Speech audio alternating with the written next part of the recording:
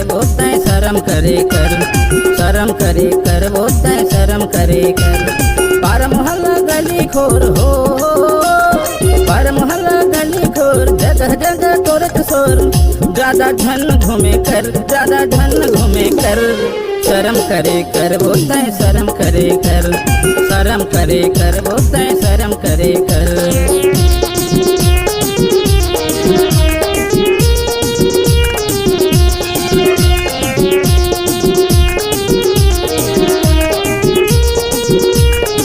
DJ SK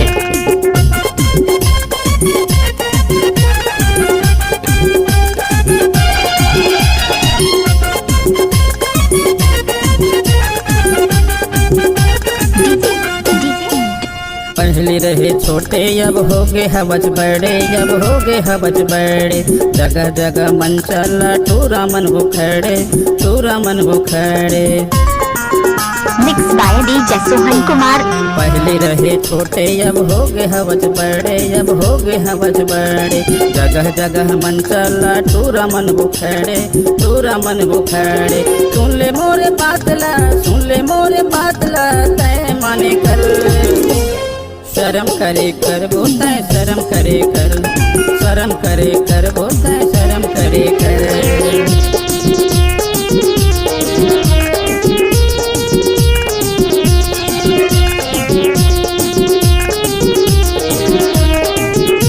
Sohan Kumar साजा टोला वाले।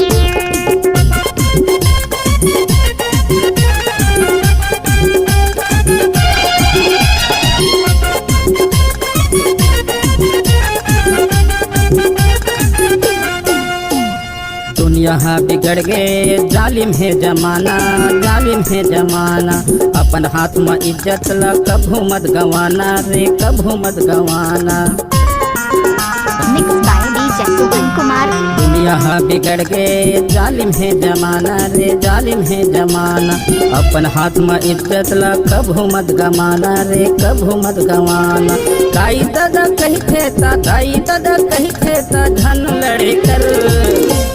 शर्म करे कर बोलते हैं शर्म करे कर, शर्म करे कर बोलते हैं शर्म करे कर। पारा मोहल्ला गली खोर हो, पारा मोहल्ला गली खोर, जगह जगह तोरत शोर, ज्यादा धन घूमे कर, ज्यादा धन घूमे कर।